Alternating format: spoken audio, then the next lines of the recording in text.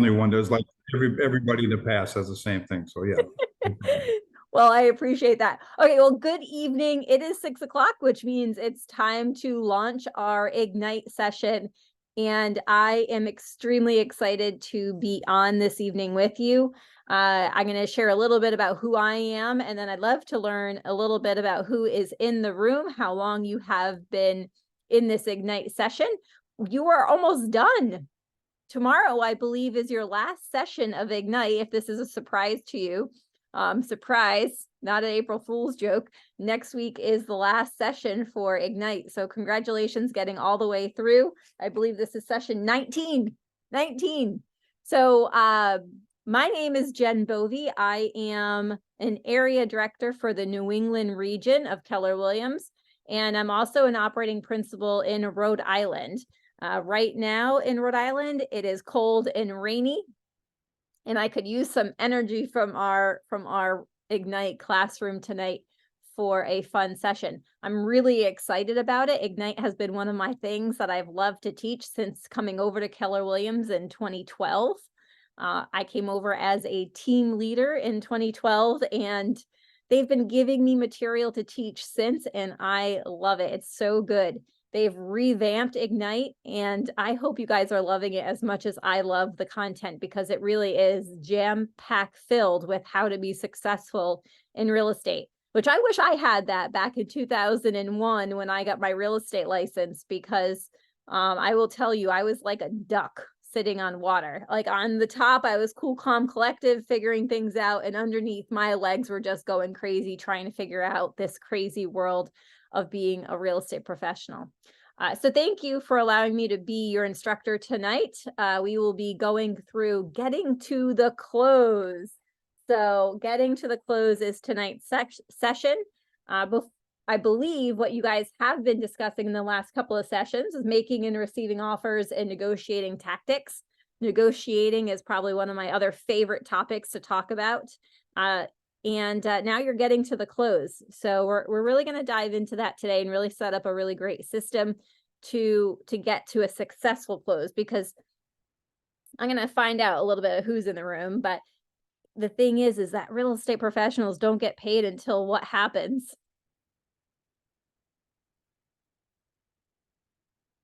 Anybody know? Until you close. Until we close. Until you get to the closing table, right? Exactly.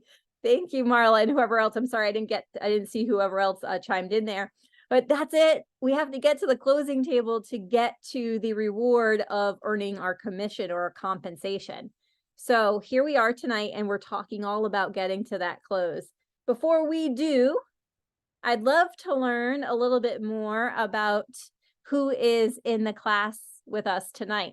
So if you feel courageous enough and that you can put your camera on and or unmute yourself, please introduce yourself. I would love to learn who you are, where you are sitting, what state you're sitting in, and when did you get your real estate license, or if you're in the process of it. So if anybody, I'm going to open it up to whoever wants to share. You don't have to, but would love to see who's here. I'm Johnette, and I am a Utah native. I am at Keller Williams, Salt Lake City. I just got my license not too long ago, so I've had it for probably like 3 months again now. Yeah, so that's that. Awesome, Jeanette. Thank you, Jeanette. Thank you so much for being here and being the first to unmute. So thank you. And you said Utah native, so welcome. I love it. Anyone else? I see Evelyn is a new agent in Florida, 1 month in. Evelyn, how many sessions of Ignite have you sat in? You could throw it in the chat if you can't unmute. Anyone else want to unmute and let us know who you are and where you're sitting? Go ahead, David. Yeah, from Cleveland, Ohio area, brand new agent. We've been there since day one from Ignite. Looking forward to getting it behind us and moving forward. Well, thank you for your transparency, and congratulations on sitting in on all of them, especially at this time of day. I know we're all a little bit o'clock here, so I know a little bit different times, but it's hard to do that dinner time Ignite. So thank you for committing to that, David, and everybody else that has so far as well. Anyone else? I'm Tony White. I'm from Cleveland, Ohio, also. All right. Actually in the same office as David and Marlo down there. I've been doing this since last May. I got my license. I can't say I've been doing it since. And I've been through all the Ignites except for one I had to skip for a showing. Well, congratulations to you, and really looking forward to hearing some takeaways of what you guys have been doing with each one of the sessions, because as I know from teaching this for many years, you're able to take bits and pieces from each session and build on them for getting to ignite your business, right? So I'd love to hear a little bit more about that, but thank you so much, Tony, for sharing. Anyone else? From Pennsylvania. Hi, Been doing Scott. it for about 14 years. 14 years. I love that you're on. So you can help me out here tonight, right? So you're going to be my Possibly, yeah. experience partner. Tell me a little bit about why you chose to take Ignite sessions. I was with Keller Williams several years ago and I left. Thought the grass was greener on the other side. Okay. And ended up out for a couple of years at other brokerages. And then took a year and a half off from real estate and decided to get back into it. So I went back to my old brokerage and just getting back to the basics. I love that. You know what? It's never bad to go back to the basics. Never. So this is such a great course. It really doesn't matter if you've been in this business for a month or 14 years. This course will help guide you to wherever you want to go with your business. So thank you for recommitting to your own business. Love having you here, Scott. Thank you. Anyone Thanks. else? Hi, I'm Natisha, and I am a new agent. My license, I got the email, I think March 18th, that said, it's Woohoo! active now, woo! So, but I've been in the Ignite class since it started, and I am in New Jersey, but I'm currently sitting in London right now. So it is almost, you guys are 5 hours now. Our clocks move forward on the 30th. So before it was 4 hours, now it's 5 hours. So excuse me if I close my eyes a little bit. Wow, that is commitment, Nikki. Thank you so much for being on, and congratulations on getting your license. That's amazing. It's such a great time and a huge opportunity for your license right now, whatever you want to do with it. So thank you for your commitment to being here. So excited for you. Anyone else? My name is Amy Weldon, Hi, Amy. and I am in the Port Jervis, New York area. And I have had my license since December of 22, but I changed brokers in October, the end of October, 1st of November of 23. So I'm new to Keller Williams and very, very, very, I can't tell you how thankful I am to be a part of the company and all the education and the care that I'm given at our market center. I am so thankful to be here.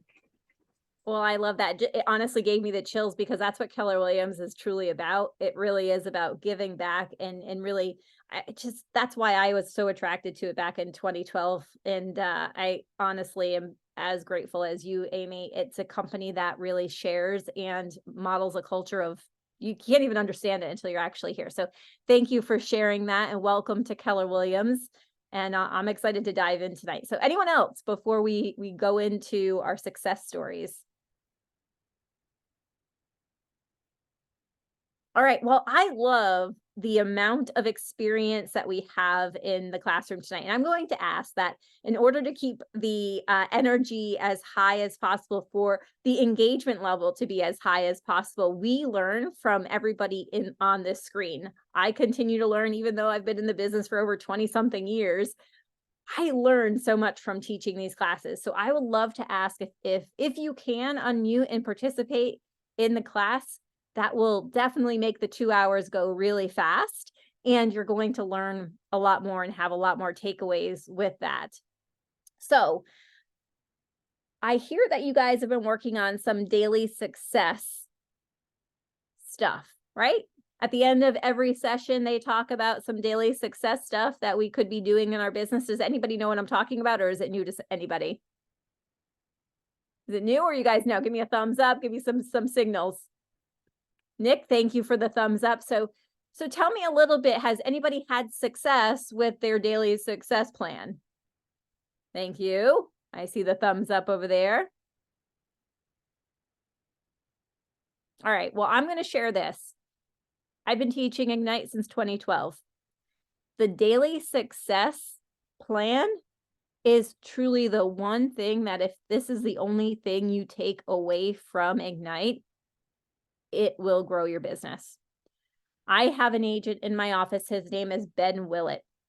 He came to our office. He was 23 years old when he got his license, and he is just under 7 years in the business. He is our #1 agent in our market center, and we have over 260 agents in our market center. With under 5 years, he went from rookie to #1. And I'm going to tell you and share with you the secret. The secret was the daily success plan. He committed to it. He committed to growing his business by talking to 10 people a day, adding 10 people to his database, writing 10 note cards a day, and making sure that he understood the market, which we're going to talk a little bit about. The other thing in the success plan is social media. That was added. That's new. It hasn't always been here. That's a newer element to this. Yet it is an element, and it could be a really good source for your business and growing it. So with that said, I'd love to hear, has anybody had any success stories or growth with their daily success plan? Would love to hear a couple of wins from your daily success plan.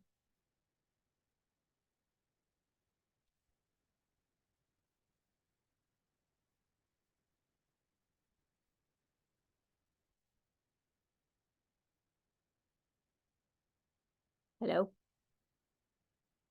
I was told to live in the silence, because when you live in the silence, gold comes right after that. So I'm gonna shut up again and say, any successes with the daily success plan? I think that just talking to people every day is a success. I think that even if you don't make any, you know, committed contracts or anything, as long as you're adding people to your daily, your database daily, I think that's a win. So I agree with you, Jenna, and thank you so much for unmuting and breaking the awkward silence. I am living in awkward silence sometimes, because I truly believe that the gold comes from that, and that's what you just said was gold, right? Your database, which I like to call my community. I never really loved that word database or database, however you say it. I call it my community, because what I know is I love on my community, whether it be giving back to local charities, to volunteering, to this. I'm working with my community. That's what my database is. That's my community. Those are the people who I know, love, and trust, and they know and love and trust me. And when they think real estate, they're going to think of me. So my database is truly my community, and I treat them as so. So thank you so much. And adding to that community is so important to why you're doing this. Actually, that's a good question. Why are you a real estate licensee? What made you get, I'd love to hear from just a couple people, not many, just a couple. Why did you get your real estate license? So I was a barber for many years, and then I opened up a barber shop, and then I ended up selling the barber shop. And the reason why I became an agent was because I just kind of felt like I want to take my service to a different level. And so I figured I've always been interested in real estate, and I just wanted to take the community that I already have and help them in a different way.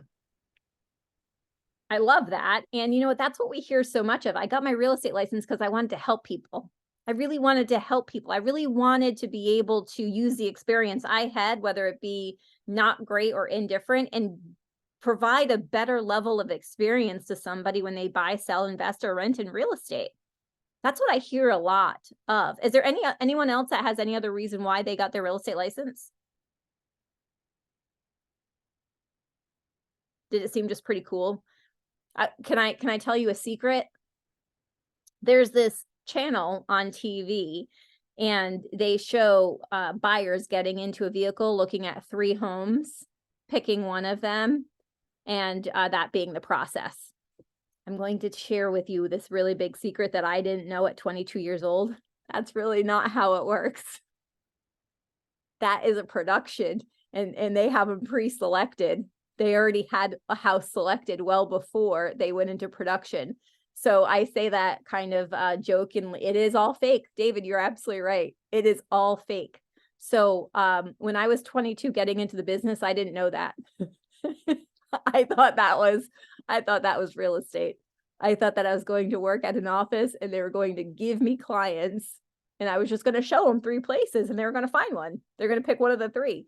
Well, I quickly did learn that was not the case, and I had to work pretty hard to find and earn relationships with my customer and clients. So I would tell you, I got my license because I wanted to help people. I wanted to help them buy, sell, invest, and rent in real estate. And that's why most of the people get their real estate license.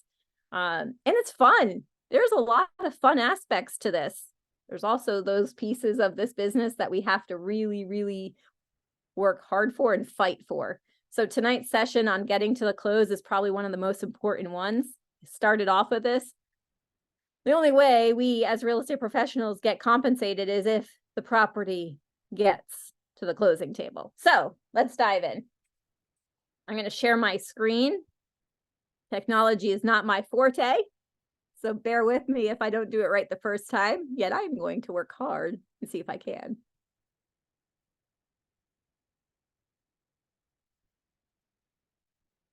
All right, can I get a thumbs up? I think I only could see Nikki. Nikki, can I get a thumbs up? Are we seeing the right screen here? Yes, yes. Amy, is that a yes? Okay, that's a high five and a yes. Thank you, and a thumbs up. Love it all. Thank you, Amy. All right, so here we are at getting the keys, getting to the close. You guys know where we're at. You started at Spark Your Career on session 1. We're all the way to 19, get to close. Tomorrow's plan is to plan your future. Today's agenda, we are going to go through getting to a successful close. Because like we said, not all deals make it to the closing table. And we're going to make sure we go through the best tactics to prepare yourself and have the right mindset in navigating this process for your clients. We're going to go through best practices and risk avoidance, referrals and reviews, post-close follow-up. We're going to take some recaps and ahas and then finish up with the daily success system. Can I have a volunteer read the quote on the screen? And you know what? You don't have to just raise your hand. Unmute yourself and go ahead. Real estate transactions aren't particularly trouble-free. It's a strenuous and trying time that requires all the attention and effort you can command. Gary Keller, the millionaire real estate agent. Thank you. That was a really good one. Thank you so much. All the attention and effort you can command. Get a transaction in real estate is not always the same thing every transaction. Has anybody in here? Oh shoot, that probably just did not work. Wait a minute, sorry. Has anyone here closed a transaction yet? My friend Scott, I think you. Amy, tell me, how many can you unmute yourself? Are you able to? What do you want to know? Scott, so Scott, tell me, have you had more than one transaction? A couple? Yeah. Okay. Are they the same? Were they the same? Did every step happen the same way from the one transaction to the next? Absolutely not. So weird, right? So Yeah. tell me, how different was it? They can be drastically different. Some you'll follow the basic steps, and then there's some. I had one at one point fell apart while the buyer. I had the seller. It fell apart while the buyer was signing halfway through settlement day. But we ended up recovering it a week later. But yeah, that was probably the worst one. Yeah, and that happens, guys. Like that is what happens. So where it says all the attention and effort you could command, that is no joke. This is really the time to really understand the timeline and understand the dates and everything. I know that you guys have different contracts in every state, so we can't talk contracts, but every timeline can be very similar. You just have to make sure that you're on top of it and all your attention and effort is given for that transaction, because every transaction is completely different. Every single one, everyone. Thank you, Scott, for helping me with that. Yeah. All right, so today we're going to develop a transaction timelines. We're going to apply best practices to avoid. And then the third thing we're going to do is identify ways to follow up after the closing to build your business. Now, here's the thing. One of the things, like I told you before, I got my real estate license in 2001. I was 22 years old. Somehow I got Rookie of the Year that first full year that I was in real estate. And one of the things I did not do, and I wasn't taught, and I didn't really have the concept of, was staying in touch with my past clients. I didn't do it well. And you know what? I saw a listing go up when a client that I sold them the house, and a couple of years later, they listed the house with somebody else. And we had a phenomenal transaction together.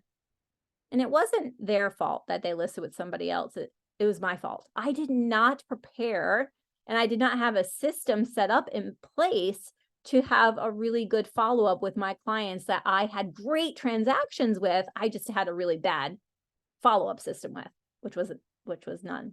I didn't have a follow-up system with it, right? So we're gonna go into that today too. So this isn't in your participation guide. And you know what? I forgot to share that. Does everybody have their participation guide, or does anybody need it? I'm going to put it in the chat again. There it is, just in case. This is what you're going to be following along with. I'm sure most of you have been on these sessions now that we're 19 and you have this. Just re-explaining. This is not in your book. This is something that when I teach classes for my market center or in the region, this is something that I always mention. I have something called the 4 Bs in real estate. This is something you might want to write down. And when I say B, it's BE, the 4 Bs in real estate. The first one is be proactive. If you are proactive while going through a transaction, you're going to have a smoother transaction. We'll talk a little bit about what that means. The next one is be prepared. Always being prepared, knowing your forms, knowing how to explain them, knowing the surroundings of the transaction. That's going to help you have a smoother transaction. Number 3 of my B's is be documented. Everything you do in your transaction, make sure it is documented. More transactions fall apart because of misunderstandings and miscommunications than I could tell you about. If you're documented and you make sure you have everything written down, whether it be by text, by email, by notes, you're going to have a smoother transaction. And the 4th B's in real estate is be professional. And when I say be professional, I mean you can't control how somebody else is going to act or respond in a transaction. The only person you could control is yourself. So being professional and always taking the stance of I'm going to take the professional route is going to save you a lot in a transaction. Because most transactions I see that fall apart end up being because of emotions rather than logic or tactics.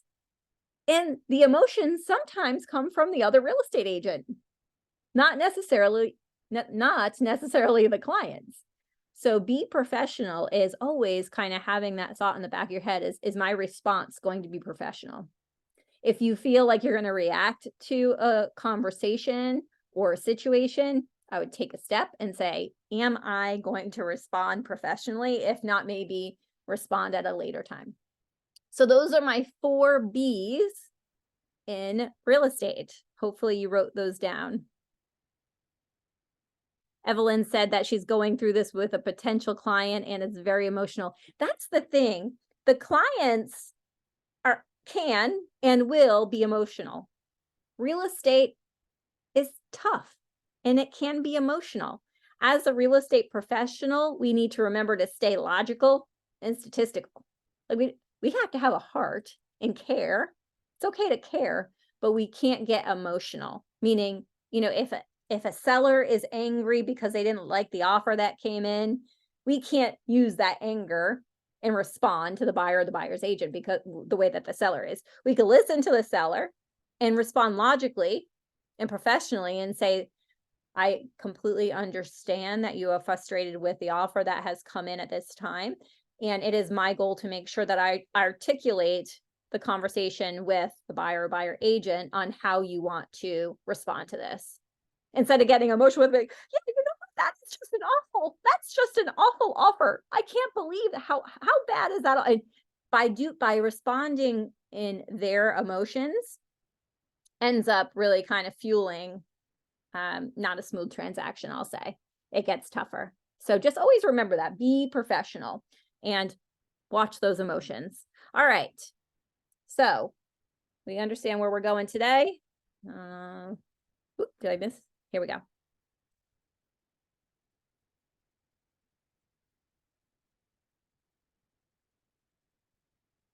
Has anybody here bought or sold a home themselves? Unmute yourself if you have.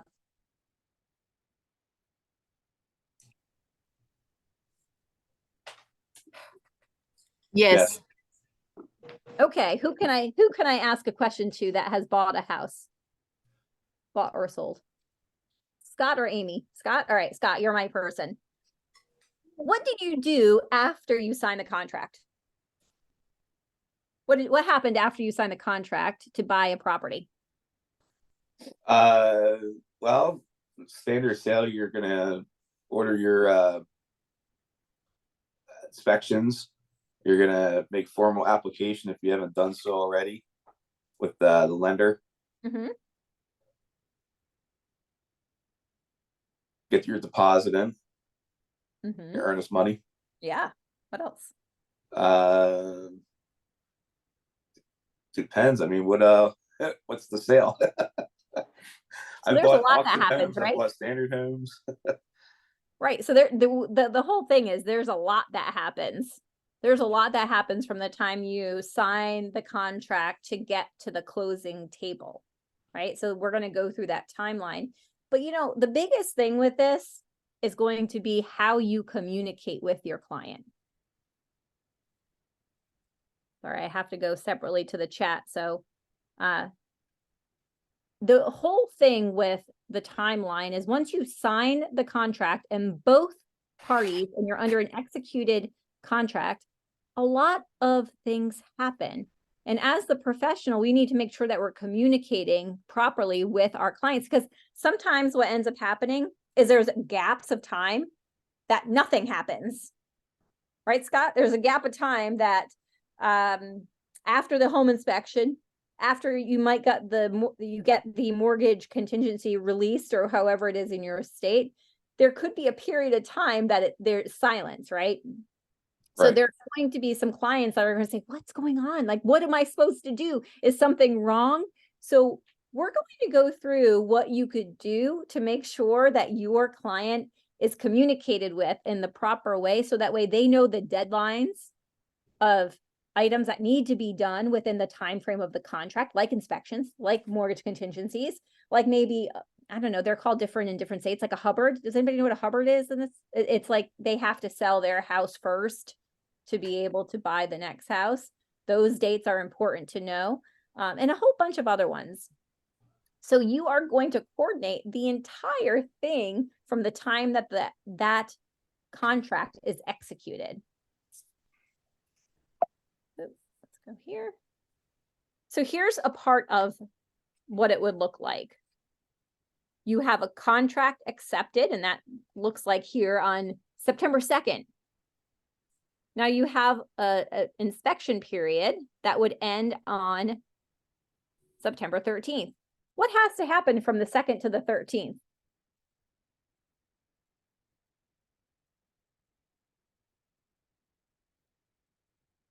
you have to get your inspection in and done.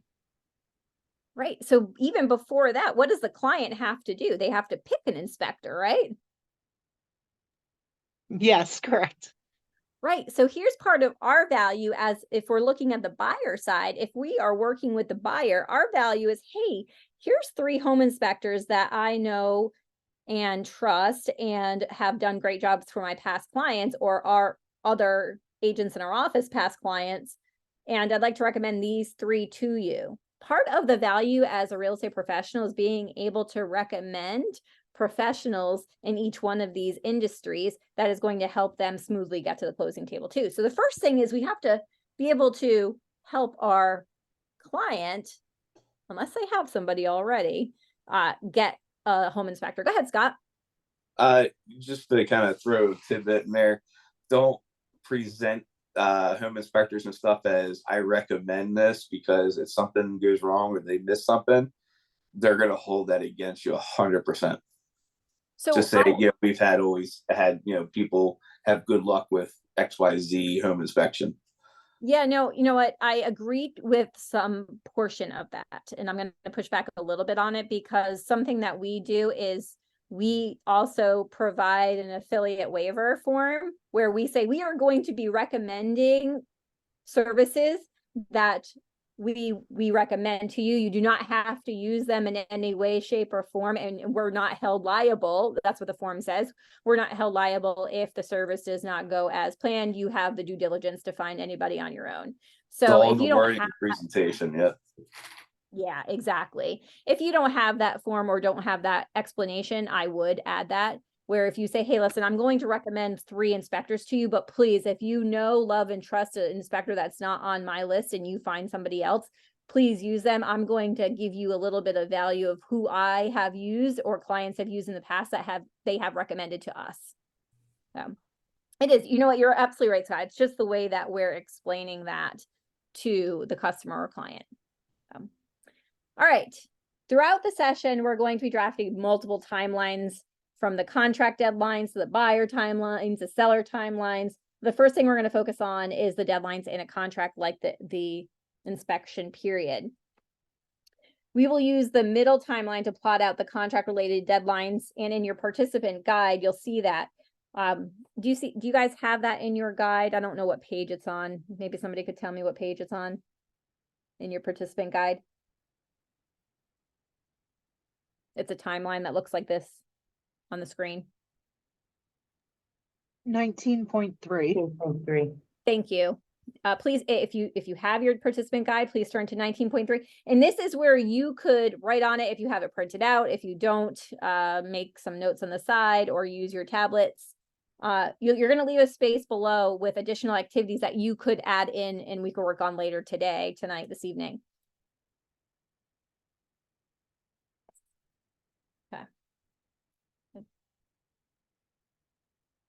Question on the screen is, who is involved in a transaction?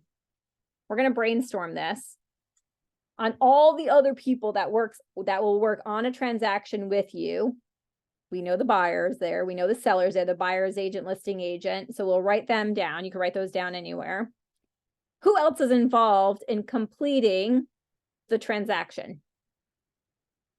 Start listing those out.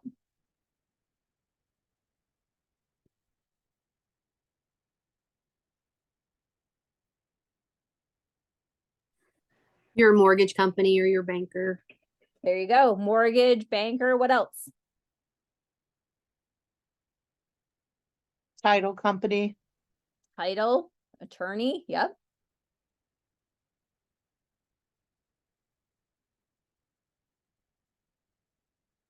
What about an appraiser? If it's a tenant, maybe a property managers. How about movers, contractors? Believe it or not, family members, you know, the entourage. They're involved in transactions. Anybody know what I mean? Scott, you know what I mean by that? The family members that show up?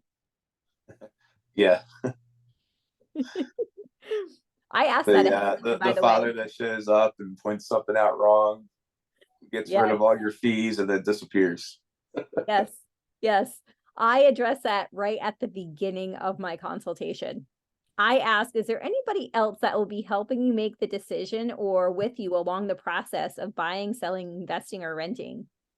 Well, in PA, our contracts say only the people involved in the contract are to be there. Oh, that's interesting. That is not the case in Rhode Island. I learned that in the agreement of sale very quickly. All right, who else is involved in a transaction? I'd love to hear a couple more. We've listed out quite a few. Who else is involved during a transaction? Conveyancing, Say that one more time. I'm sorry, I didn't hear it.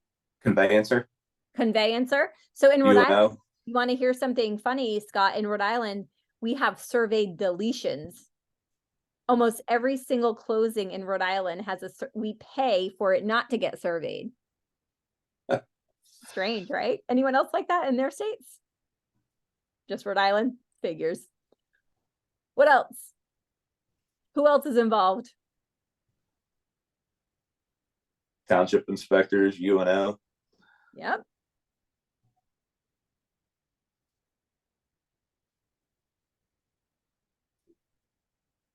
Let's list one more. Natisha, did you have something? I saw you come back on camera. No, okay. Insurance agents. For sure, insurance agents. So in your states, I'm not sure, but every attorneys, yep. In Rhode Island, every one of our houses that close, the fire marshal has to go in and give a smoke certificate. Might not be in your state, but in our state, that's something that has to happen at every single closing. In PA, that's the use and occupancy. Use of occupancy. What about like oil readings? Do you need to have the oil company or the propane company or the fuel company come out and do readings? Anything else that you could think of? There's so many things and could change. Anyone in the chat? I can't see the chat right now, but no. All right, well, this is part of understanding who is involved during the entire transaction once it gets signed. We just gave a really good list. You could add on to that as you build your timeline.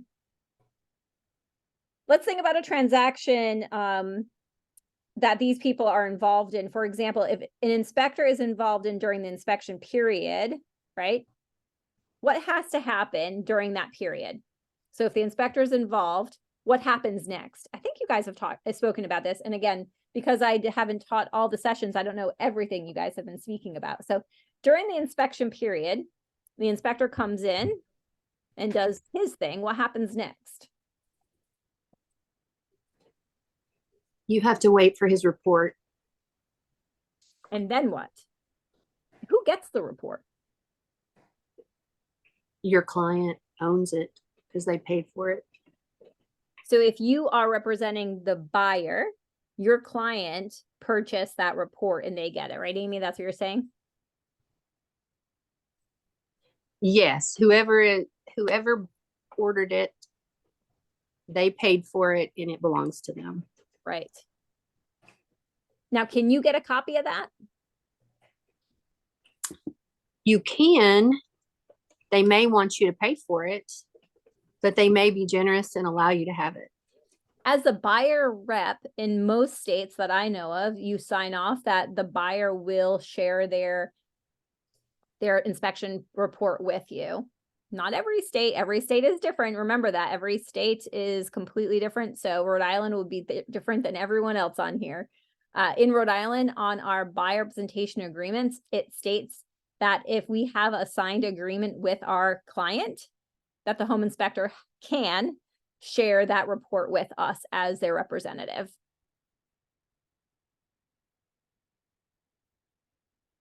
So now that you have the report, you and your client, let's say you're working with the buyer, has the report, what happens next? Negotiations. Thank you, Tony. So negotiations happen. So as soon as you review that report, your buyer in this scenario is going to review it and say, I'm not happy with this, that, or whatever. I'm either looking for a credit or a repair. So at the time of negotiations with that, what happens to your contract? Is it solid? Are you ready to close? No way.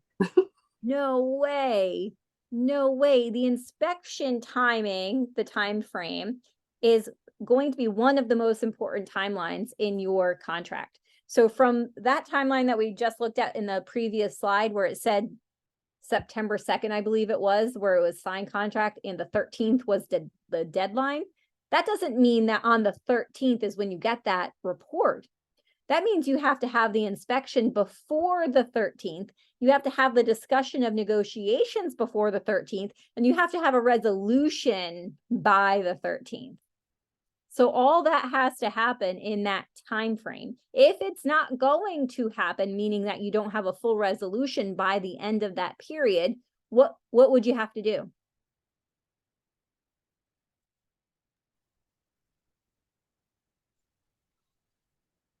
You would ask for an extension.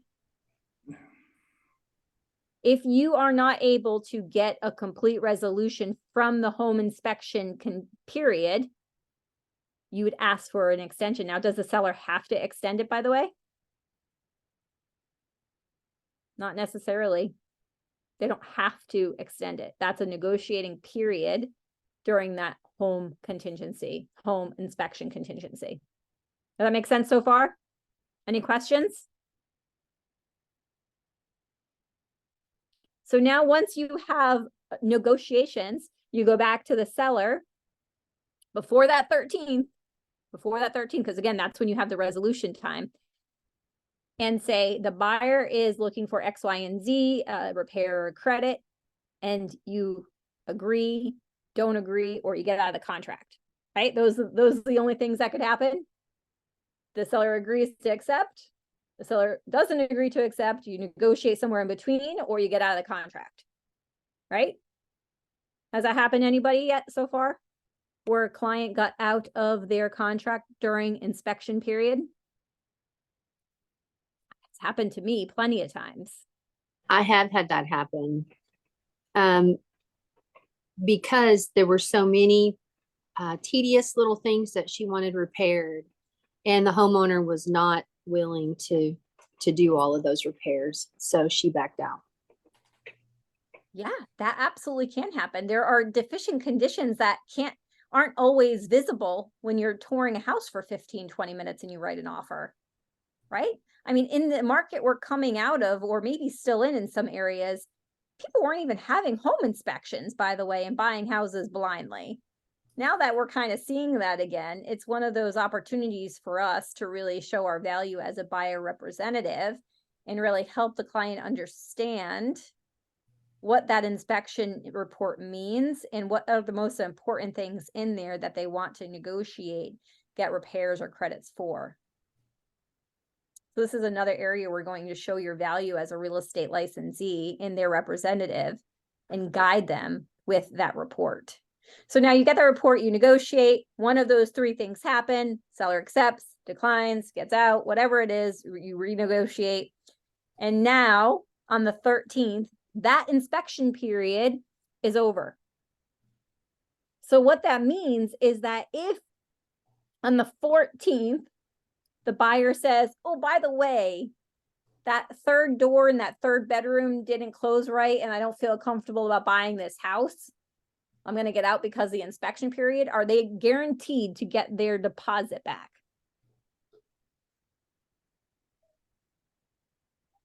No. No, they aren't.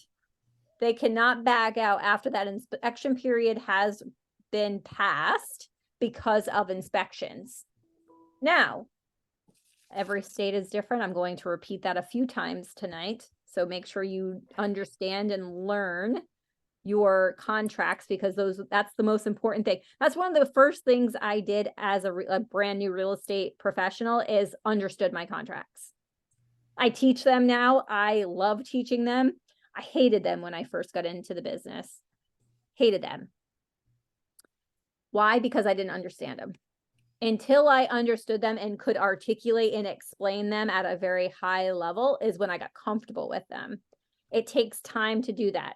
So what I'm going to recommend is if you are not comfortable with your contracts in your state, print them out. I know I'm old school. I'm sorry. Been doing this for a little time. I would print them out.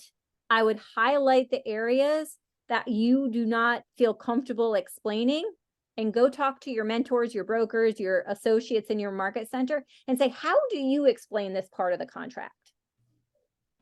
Because once you get really good at it, it'll never feel awkward or weird, or you won't be uncomfortable saying it anymore. But you have to understand it first. I've been using the buyer representation agreement since I got into the business, which is almost unheard of, by the way, in my area.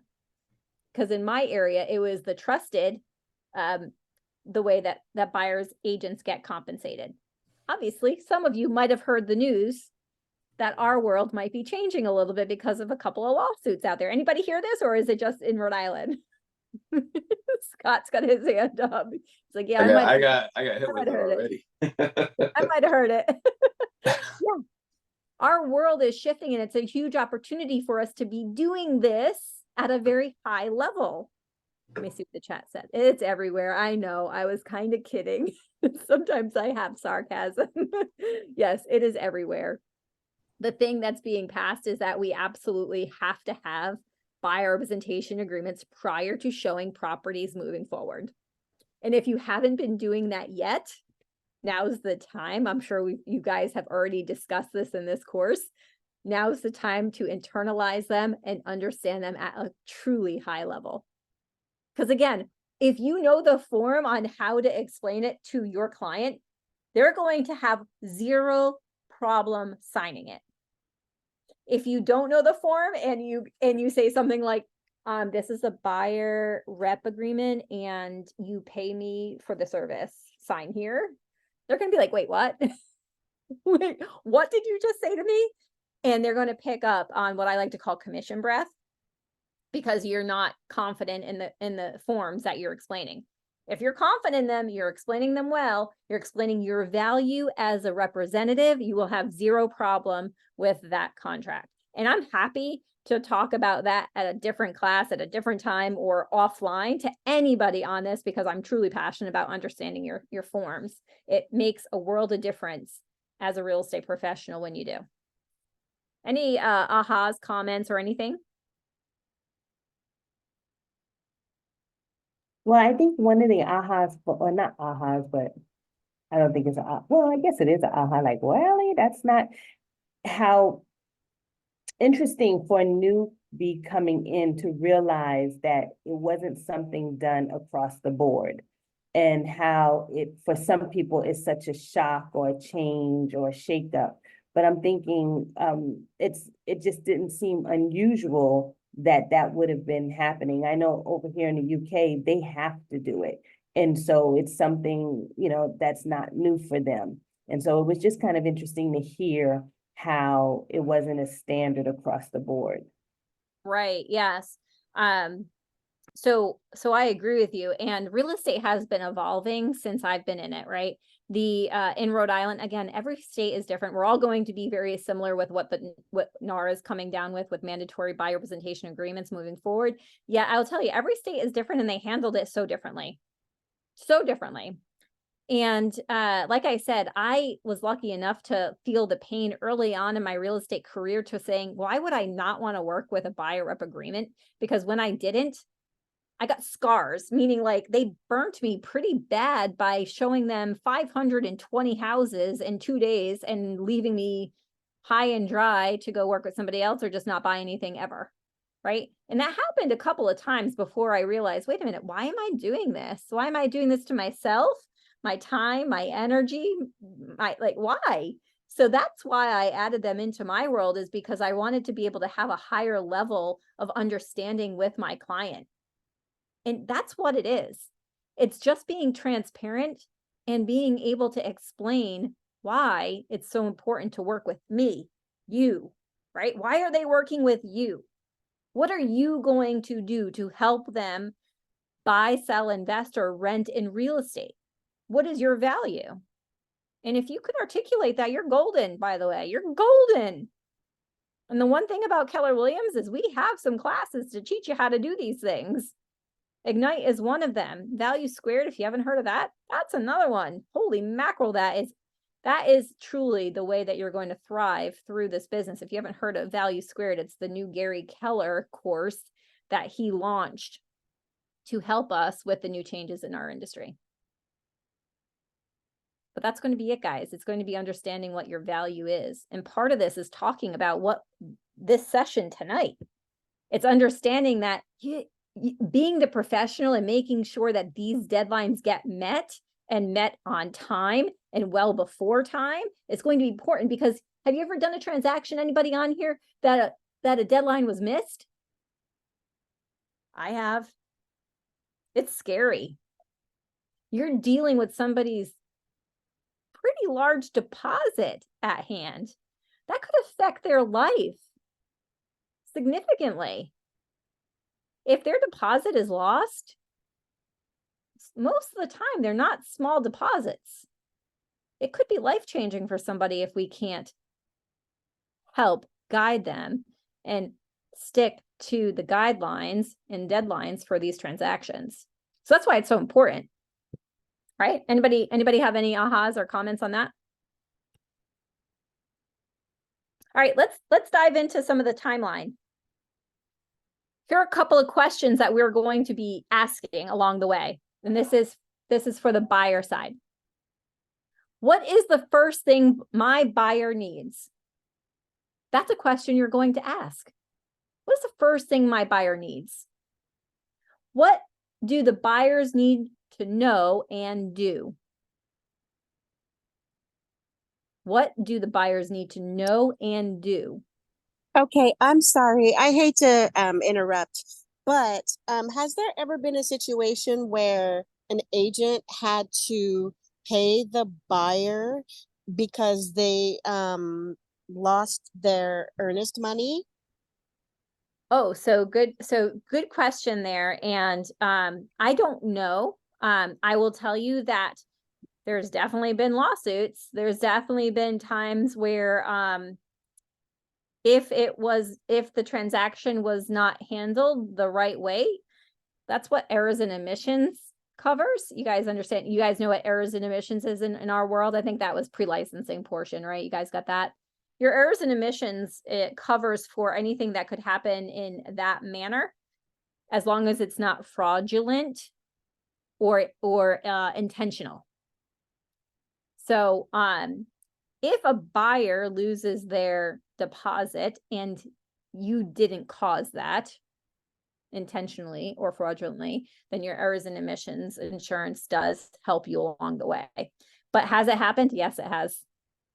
I was saving my story for a little later in the class, but I'll share it now. It was my very first transaction in real estate. I was 22 years old. I had buyers that were from Cuba that were buying their first house here in Rhode Island. And they were so excited. Their children helped to translate. I had to translate everything through their children for the contracts. And it was not the easiest. We looked at many houses, and it was a 2001. So 2001 market was similar to what we've gone through in the last few years with low inventory, high demand. So they finally made an offer on a property, and they put a significant deposit down. This is before I realized standards or what the max I should be asking for. Like, I didn't know the conversations to have with clients. They put a significant deposit down, their savings, for this property. And 2 weeks, not even 2 weeks, maybe a week before the closing, I got a phone call from Alicia, the wife, and she said, "Jennifer, I lost my job. We can't buy the house." A week before the closing, as you probably could imagine, all the contingencies have already passed. All of them. The mortgage contingency, the inspection we didn't have a contingency to be able to use to get out of this contract. So what happens in this case? Anybody know what happens in this case? I see your lips. Did they lose it? Mutual release. Well, they could lose it, right? They could lose it. That's the reality of it. It made me sick to my stomach going through this. Luckily, the sellers had backup offers, and they did give back the deposit to my clients. They didn't have to. Yay. Yes, right? Talk about not sleeping. It kept me up at night, and it was a hard lesson to learn. Yet I did learn a lot from that first transaction. The Castros still live in the same house that I sold them back in 2001, and they're very happy there and excited to be owning their own home. Because what ended up happening was she got her job back a few weeks later, and we went under contract with a different house, and they closed on it within 35 days. So they ended up buying a house within 2 months of that debacle happening. And it was amazing. It was my first transaction, and it was one that you never forget. One of the things that I did learn during that time frame was the deposit amount. And this is different for every state. Again, I'm going to say this until I'm blue in the face because it truly is very different. Yet I had them put as much as they could for a deposit to be able to secure the offer. That doesn't necessarily always mean that an offer is going to be accepted by the large deposit. It has to be a good faith deposit. That is true. Yet the deposit does not have to be all of their savings. I would say in your local area, understand what a good faith means to your area. Meaning that if 3% down for a deposit or 5% down for a deposit is what is acceptable to a seller in your area, I since then have never recommended over a 5% of the loan amount for a good faith deposit. And a better way that I put it is, would this significantly impact your life if you lost this deposit for any reason that would be outside of our scope of knowing that it could? And that's the conversation I have with my clients moving forward, because I didn't want to be the reason to impact their life. So that's just a kind of a little bit of an extra piece to this. But know your area, know your guidelines, know what deposits could and should be or around, and what would be the competitive advantage, but always have a very transparent conversation with your clients about what that looks like. Any questions on that? Comments? And thank you, Jeanette, because that kind of let us off a little bit of a side road here, but they're all very important.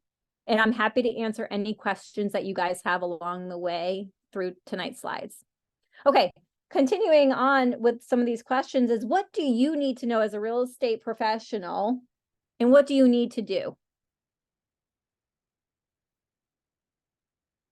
More questions? What does the rest of the team need to know and do? And by when? So if you're a solo agent, yet you have a transaction coordinator helping you along the way, and a transaction coordinator is somebody who probably facilitates your signed agreements, that schedules home inspections, that schedules whatever else you need, that helps along the way. What do they need to know and do, and by when? And that communication is going to be extremely important during this part of the transaction. Where is the transaction most vulnerable? This is a huge one. Because once you start getting into working with clients and getting under contract and seeing how transactions work, you could almost pick out where the vulnerable pieces will be in the transaction. You have to really keep your eyes, ears, and everything aware and be proactive and be prepared all the time. Yet if you are, you're going to be able to see what those vulnerabilities are by listening to what the buyer says, what the seller says, what the agent says, what the inspectors say. As soon as you hear if there is a piece of concern or vulnerability, that's when you want to tackle it. Meaning that's when you want to take that on. You don't want to procrastinate on any of those serious items that might delay or cause the transaction to fail. The last one here is, what are you doing at these vulnerable points to bulletproof the transaction and set it up for a successful close? These are all really great questions that I would probably dog ear in your participation guide. For the next time that you have a transaction, I would use this and say, okay, we have signed the contract. Now I'm going to ask these questions. I'm going to go through these questions myself. I'm going to ask my clients and the team, and I'm going to look for the vulnerable parts. I would use these questions along the whole way. All right.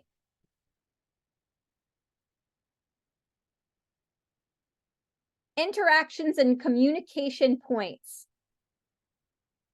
Now that we know that we have deadlines, what will be done to meet those deadlines? Who is involved? We've spoken a little bit about that. Let's be sure that we have everything covered by thinking about what communication needs to happen and what we need to accomplish these things with. How and when will you communicate deadlines, for example? So let's talk about that. You have a contract. Your client's buying their first house ever. They sign the contract. Do you think they remember all of the deadlines and the dates? No. The answer is no. They're going to be in a state of overwhelm, of joy, of excitement, of all of it. They're going to be in emotions all over the place. So when you put in the contract and you have them sign that their home inspection contingency ends on the 13th, they're not the ones that are going to say, hey, Jen, did you forget? It's the 13th. They're not going to remember. It's going to be up to us and how we communicate how all of that is going to happen.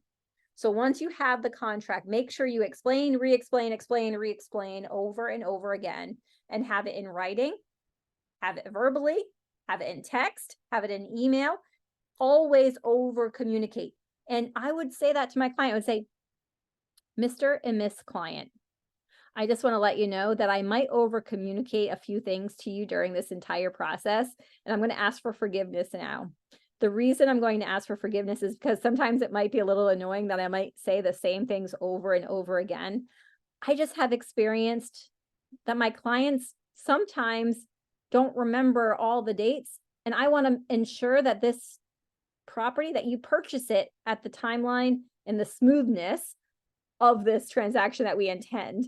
So in order for that to happen, I just want to make sure that I explain, re-explain, and communicate with you at the highest level possible. So I'm sorry if I over communicate to you and say things repeatedly. I just want to make sure that everything goes smoothly for you. Is that okay? Nobody's going to say, no, don't tell me that over and over again. They're going to be appreciative of that. And make a joke of it. Be like, I know I've said this 10 times, but please don't buy a new car before you're closing. Make a joke of it. Because you know what? The house I live in right now, the only reason that I was able to purchase it is because the buyers before me that were going to close on it bought 2 brand new cars 2 weeks before closing. And they were uneligible to purchase it because of their debt to income. So I bought it. I felt bad for them, but their client, their agent told them, but maybe not enough.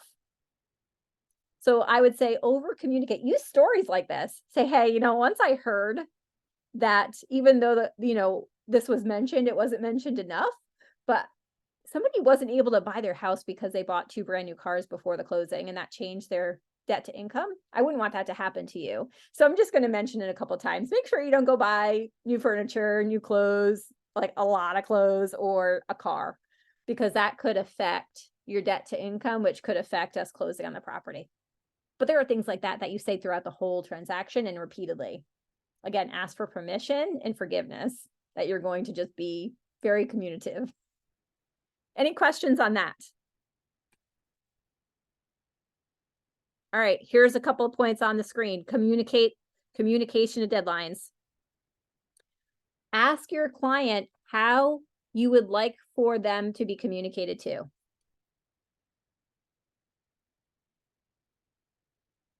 Ask them. Say, Mr. and Miss Buyer, how would you like for me to make sure that I'm communicating with you at the highest level? Should it be by text, email, phone call, or all three? Should it be by text, email, phone call, or all three? I just want to make sure that I'm communicating with you the best way for you to get the information. And yes, I believe somebody just put in the chat is make sure you're telling them what's happening in the next process. Yes, David, you're absolutely right. Right. So now that this deadline is coming to a close, the inspection one, we want to make sure that we're well ahead of the game for what? What's coming up next? Anybody know? What could happen after inspections? There's another big one that comes that you have to have an appraisal for. Negotiations. Negotiations, but you also have to have that mortgage contingency on most, not all, because some people do buy cash. But on a lot of the contracts, you have a mortgage contingency. You have to make sure that those deadlines are met and fulfilled, meaning, was the appraisal scheduled? Did you ask? Did the appraisal come in at asking or above? If not, what do you have to do?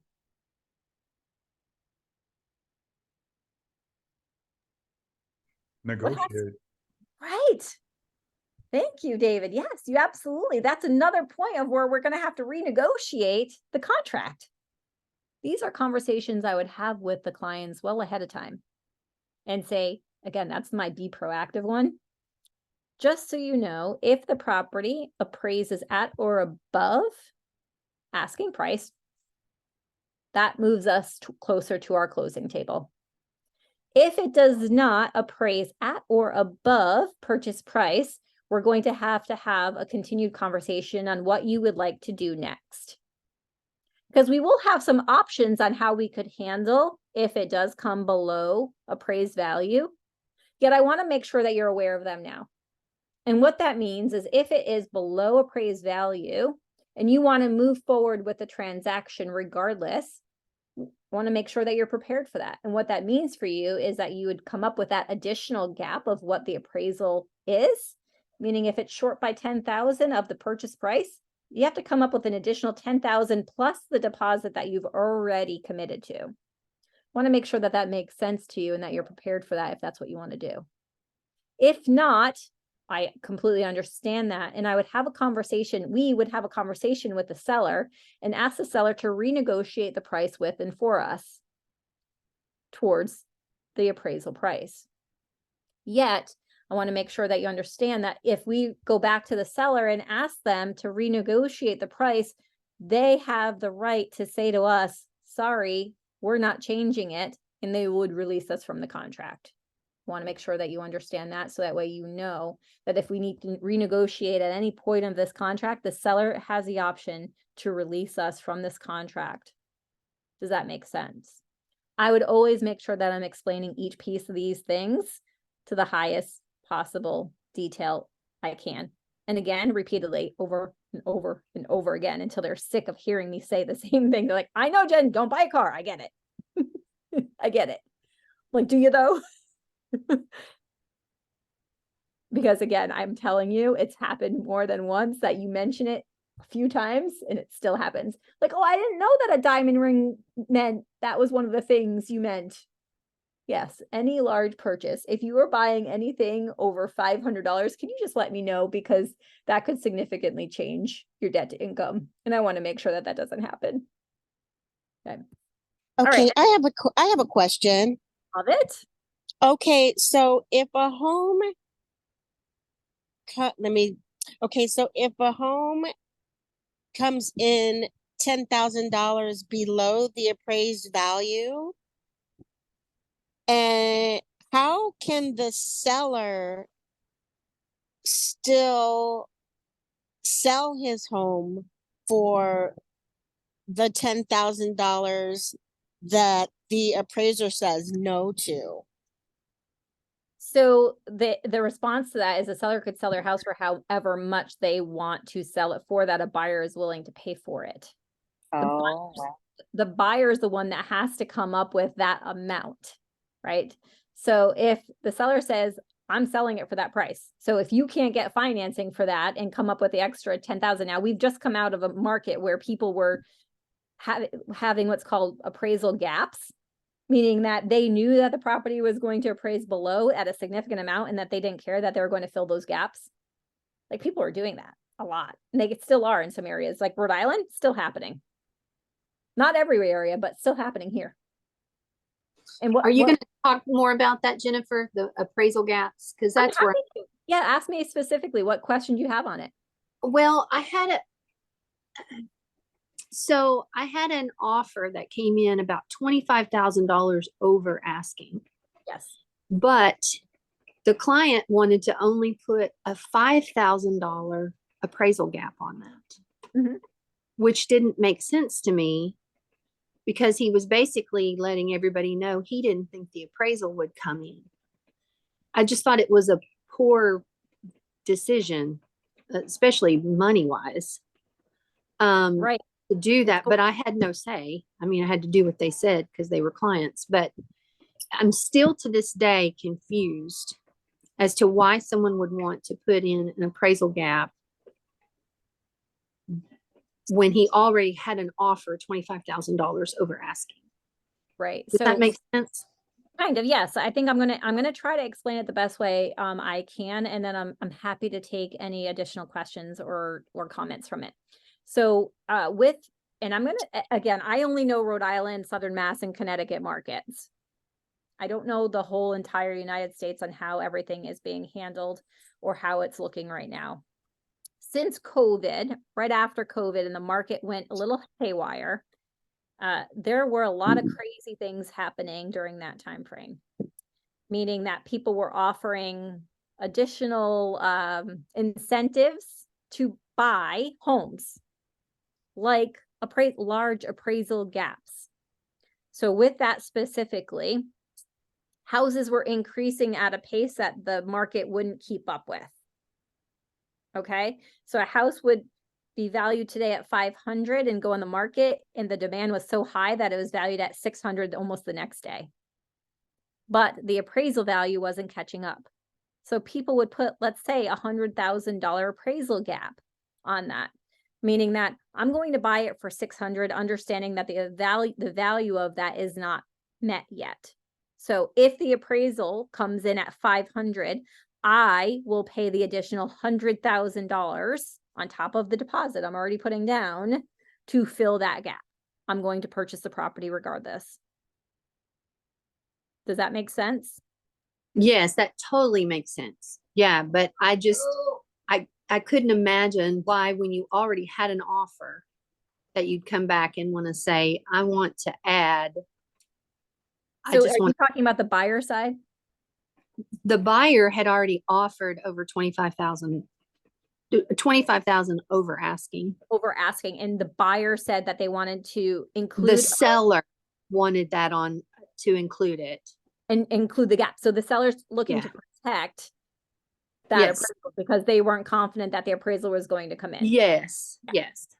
Yeah, but I thought $5,000 was very low. The seller said $5,000. Yes. Yeah, so all they're saying, and I think you said a price of what? That only $5,000. Right, but what was the actual purchase price? It was $25,000 over asking. So whatever, so they're really saying that 5,000 over asking was what the gap's going to cover. Yeah. Yeah, I didn't know how to explain to him, because my broker at the time, I wasn't with Keller Williams at the time, but my broker at the time was really discouraging that, and I never could quite get it through his head. We were moving forward with an extra 25,000 over asking, but he was completely fixated on a $5,000 appraisal gap. It was an issue. Yeah, I mean, all that's saying is that the seller would negotiate $5,000 over asking rather than $25,000 over asking. But still, that doesn't make sense to me, like for the seller No. side. Right. But hey, everybody has their reasoning. Maybe they weren't Yeah. confident in it either. Maybe they like the buyers. I don't, whatever the case is, everyone's different. And it's always interesting to hear the different perspectives and different ways that this gets handled. But yeah, I mean, multiple offer situations. Has anybody dealt with those? Well, we had that going on too. Right. And then ensues the escalation clauses. How many anybody deal with escalation clauses in their area? Those are a whole nother topic that if you're dealing with escalation clauses, please go talk to your broker, your mentors, your coaches, because I've seen them handled so many different ways and not right. So if you do have a listing that gets multiple offers and you have escalation clauses attached to any of those, please go talk to your brokers, your mentors, and your coaches. Any questions? What are we doing for time, by the way? Okay. All right, let's go back to sharing our screen. Maybe. Okay, well, I somehow deleted the presentation screen, so I have to get that back up. While we do, I would love for a couple of you to put some ahas so far.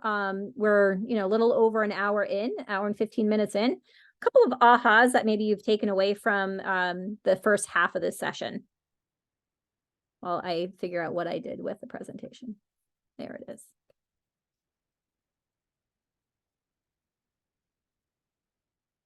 Anybody?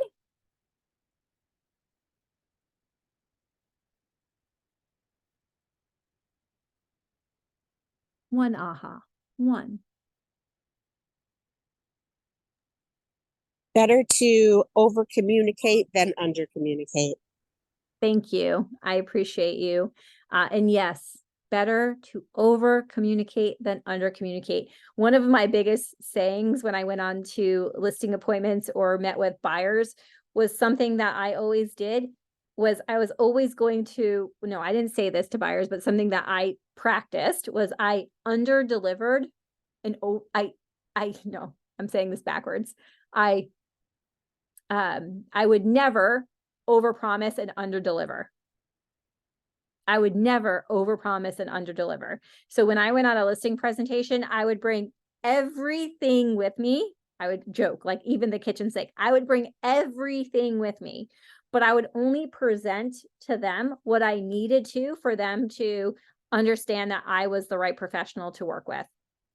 So that way I didn't overpromise them things and underdeliver to them, because I wanted to be able to have the opportunity to deliver that to them if needed, but not give it to them all up front and then them say at the end, well, wait a minute, you said you were going to do this, this, this, and this, and that never happened. Right? That's all part of the communication piece as well. All right, let's get back to our presentation here.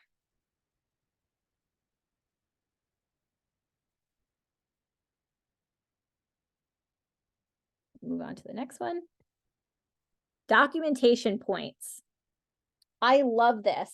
When it goes through, is this an active communication or document? You put a D next to everything that needs a document.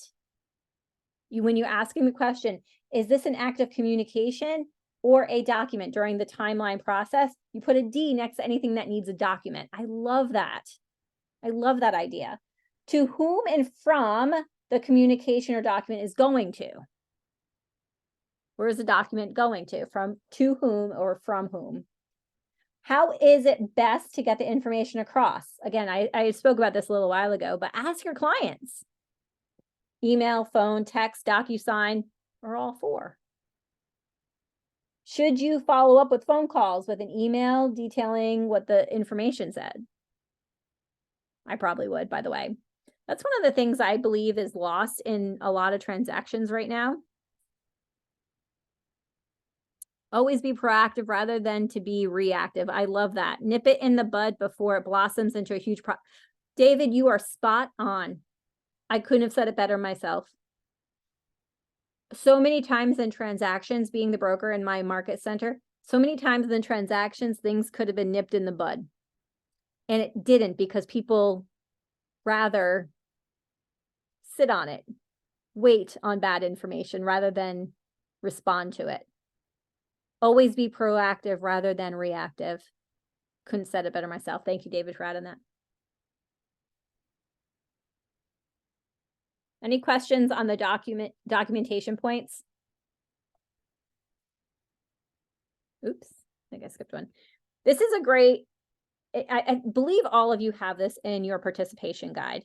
This is a great one to, again, dog ear. What I mean by that, because I didn't know it, originally, I didn't know what that meant, is just put a little bend in your paper and go back to this when you're under contract. Because this is a great timeline, buyer timeline for what happens. Now, again, every state contracts are different. Every timeline might look a little bit different, but this is the generality of what it would look like. The inspector to list inspector list to buyer is the first thing. We spoke about that already. What the earnest money looks like. And you could see in this example, they put a D because that needs to be documented. I love that. Inform the listing agent. LA is listing agent. Inform the listing agent of inspection scheduled. Have the inspection. Buyer's agent, listing agent, inspector's going to be there. You're going to send the inspection response. Make sure that the appraisal gets done because you have that coming up soon. And then you're going to do a final walkthrough, and the closing is going to be on the 2nd of October. This is a month-long process. Sometimes they're longer, sometimes they're shorter. It depends on a lot of factors and a lot of deadlines. This is a great buyer timeline to look at and add what else you need to for your area. Any questions on this? Oops, did I go the wrong one? Oh, I guess we're on the seller side. Okay, seller side of the transaction. Who's involved in the seller side of the transaction? It says to work in a small group because we are a small group here. We're gonna brainstorm it together. Write down all the people that might be involved in a seller transaction. Who is working with me directly to help my seller purchase this home? Couple of people unmute or put in the chat.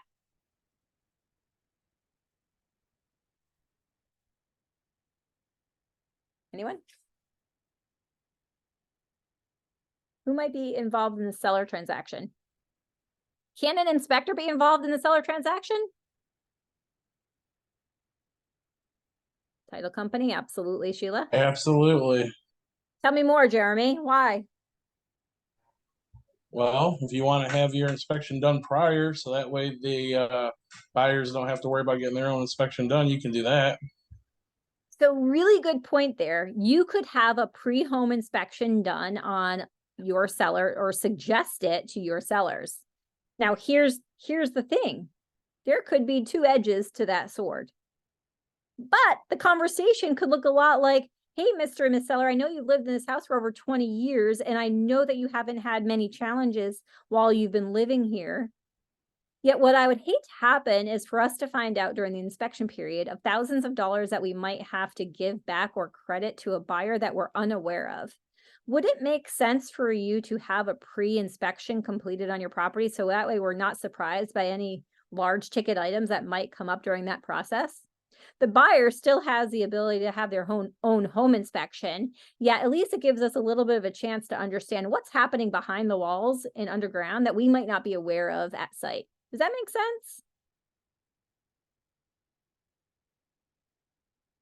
sense? I'm just going to take you with me next time. I'm Makes happy perfect to. sense. I'm happy to.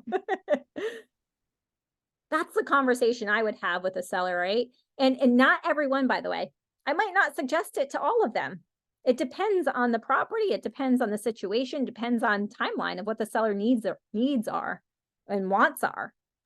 It also depends on the market too. Really good point. Really, really good point.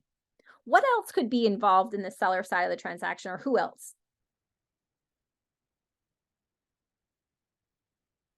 Ooh, I see there's some chat. Let me open An the chat. appraisal. Appraisal side. You can have a pre-appraisal done. You know what, Jeremy? That's a really good point. And I didn't think of that offhand, but I've had that done before. So in my area, I had a listing that was a log cabin. But guess what? It was the only log cabin in the town. So for me to price that property was really hard because I needed to find other log cabins to price it against. So what I did was I called my local appraiser and said, hey, Jamie, I'm listing this property and I really want to make sure that I'm doing it justice and make sure that the price is the one that would get appraised. So would you mind doing a short form appraisal for me? And by the way, the seller pays for it. It's less than a traditional bank appraisal, typically. Again, check your area. And Jamie came out and did a full appraisal of that property. And I was able to share that with the seller. They paid for it, not a lot of money, and was able to show my value of giving them the advice of having an appraiser do it. So that way we had the most accurate price to attract the most accurate buyers, to attract the most demand. And we end up selling for over asking in a high inventory market. We had over 100 people at an open house in a market that was not, I think it was about 2012. I don't know if anybody was in the business in 2012, but it wasn't stellar.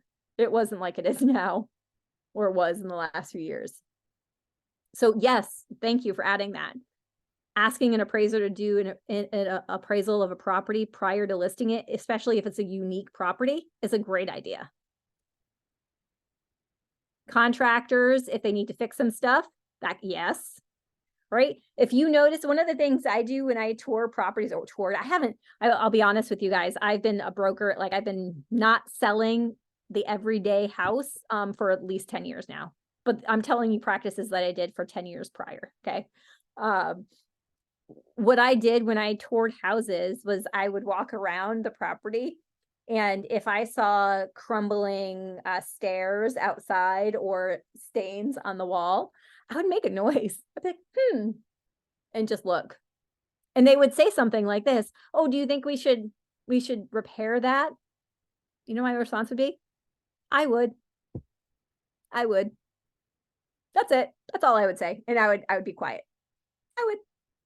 Hey, do you think we should take down all of this on the walls here? Is it distracting? I would. That's how I handled most of my tours when I went through with the sellers. And if they would make the suggestion, I would definitely say, yeah, I would do that too. All right, what else? Let's see. How about stagers? Oh, stagers.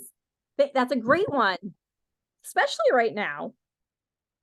Staging, there's statistics that staging makes more money for the seller if they're able to stage it ahead of time properly. Yes. Photographer, lenders, right? If your property maybe needs a lot of repair, maybe see what, or if it's a condo or something that may need some unique lending, ahead of time, get some lenders involved and say, hey, if I have buyers, can you get this approved? Because some condo developments, they need some questionnaires done. They need some help before it could get sold. That's a great one. Pre-inspection, yes. Title company, yes. Photographer, right? There's a lot involved. It's not just you and the seller. How about a sign install? Like you said here, handyman service, showing services. There's a lot. Write those down. What else is there? Is there anything else that you could think of before we move on? Other agents. Ooh, other agents. Tell me more. What do you mean by that? What do you mean by that? Well, I mean, because you're going to be working with other agents and their buyers, and maybe, I don't know. I just throw that out there. Yeah, no, I'm good with that. So here's the thing, right? When you have a seller transaction, there are other agents involved in it. And something that we're going to discuss later on in today's session is the importance of the relationship between you and the co-brokes. One of the things that I love doing was getting to know co-brokes. I went on all of the broker tours. Not sure if they still have them in the areas, but I did all of the broker tours. I was involved in the board meetings. I was involved in any of the realtor stuff. And my main reason was to know who the real estate agents were that were selling homes. I wanted to get to know them. So when I called them to set up an appointment, they knew who was calling. And let me tell you something, that makes a little bit of a difference. And I don't mean by just a little bit. It makes a difference. When you have a good relationship with the co-broke and you're able to bring a buyer, they're excited to work with you because they know that you're going to be professional. They know that you're going to be documented. They know that you're going to be prepared. They know that you're going to be proactive because that's how you've shown up every other time. So yes, know your co-brokes. They're involved in the transaction with you. Thank you for adding that. All right. Let's see here. This is another lovely page I would dog ear. Jennifer, Yes. this may sound, well, what is a co-broke? Oh, you know what? Thank you for asking. That's the co-op, the other agent on the other side, whether it be the listing agent or the buyer agent. It's the other agent on the other side of the transaction. So if you have the buyer, it's a selling agent or the listing agent. If you have the listing, it's a buyer agent or a buyer representative. So here is a great list of the timeline of that same transaction that went under contract on September 2nd. Here's what it looks like for the seller timeline. Mark listing as pending in MLS. Inform seller of inspection schedule. Send inspection response to seller. Schedule appraisal. The lender or the appraiser will set that with you as a listing agent.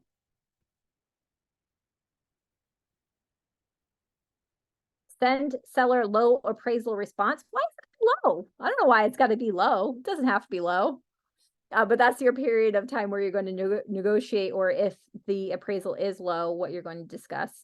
And then you're going to review closing statements with the client prior to the closing. Any questions on this timeline? Again, this is a base timeline. You're going to want to take this and make it your own. What else needs to be in this timeline? What other questions do you want to ask? And how do you make it really valuable for you as a real estate professional for people to want to come work with you?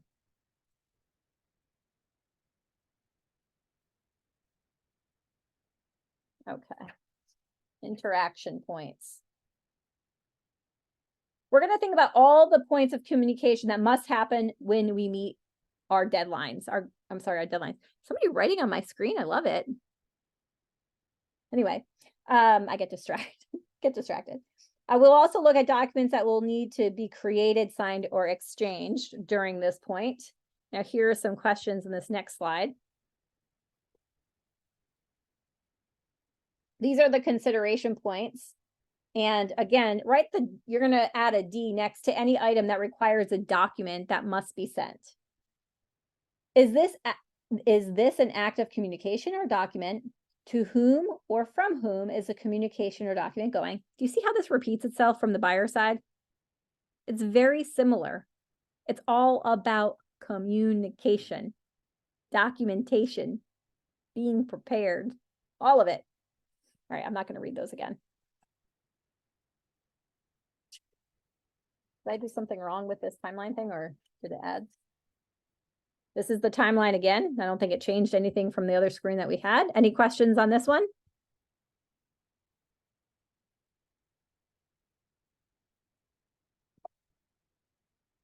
Command, I'm sure you all are well aware of what Command is. It is Keller Williams' own technology, and there is a platform in there that's called Opportunities. This is where you're able to automate and you're able to keep all of these timelines under control. It's something I did not have when I started my career. I remember having Post-it notes. I remember, really Post-it notes. That was the extent of the way that I was able to remember on my file folder of what the timelines were. I would write on the folder, the manila folder itself in black Sharpie, inspection period by, mortgage period by, closing by, and then I would mark it. Now you don't have to do that anymore. You don't have to risk leaving that folder at a Burger King when you met the client to talk to them about the next step. Done that before, right? You don't have to risk that. It's all in command. This is a great opportunity for you to set yourself up for success and automate your systems. By automating your systems, you have a better opportunity to deliver the same level of service to every client. I will tell you, I did not deliver the same experience every time. Sometimes it was more than others. Sometimes I remembered extra things and sometimes I did a little less. But if I had a system that said every single buyer, this is what happens, and every single seller, this is exactly what happens, and this is the stage that it happens in, I wouldn't forget to get a closing gift for that buyer or that seller because it was in my automated plans. I wouldn't forget any piece of it because it was there to remind me.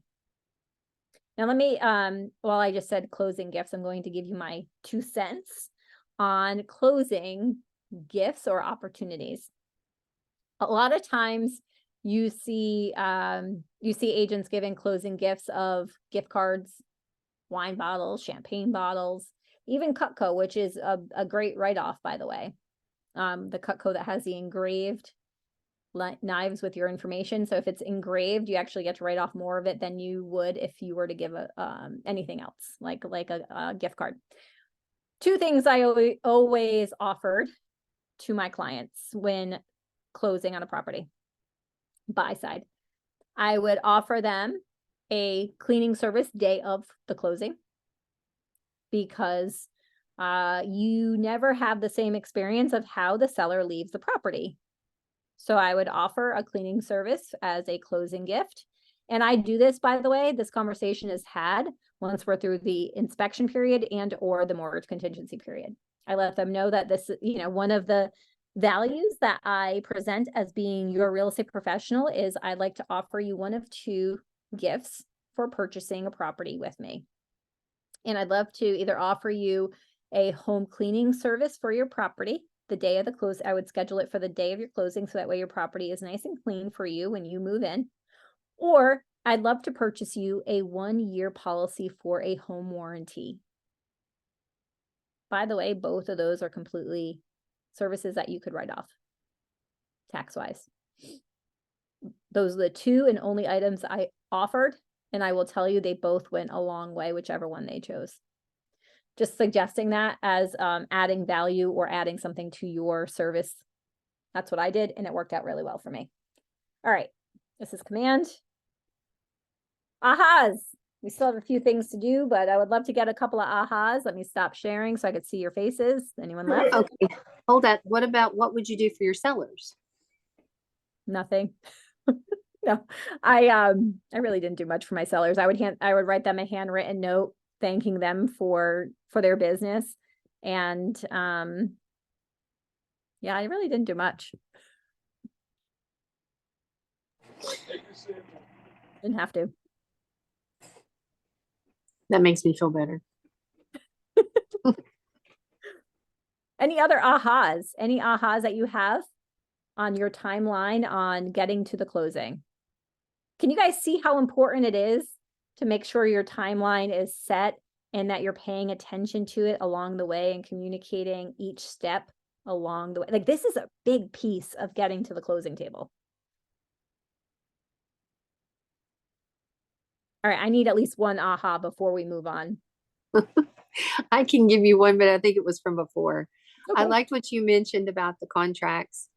Print those off and get very familiar with those because it is awkward, and to explain things it's hard. I agree with you, Amy. And the reason I did it is because the first time I went on a listing presentation, and don't take this the wrong way, anybody, I sounded like a used car salesman that was just trying to sell a car for like a broken down car. That's how I felt like I sounded. And I said, after that listing presentation, I went back to my office and I said, I can't do that again. That was awful. I sounded like I was, it just did not feel right, sound right, or anything. So it was my goal to understand it. And that's all I did. I read the line like 5 times, like, I have no idea what this means. So I went to my mentor and said, hey, Earl, can you tell me, how do you explain this line? And then I went to somebody else and said, hey, Bevan, how did you explain? And I would listen to the way that they explain these lines in the contracts. And I wouldn't use exactly what they said, but I would make it my own and I would understand it better. So thank you for sharing that, Amy, because that is really such a large piece of this. And moving forward in our industry, it's going to be tougher than ever to articulate our value. And this is going to be a piece of it. Really understanding, knowing, and articulating our contracts. It's huge. So thank you. All right. What else is left here? I guess I got to go back to the screen. And every time I stop sharing is when I mess up my technology here. So apologies. Here we are. Okay.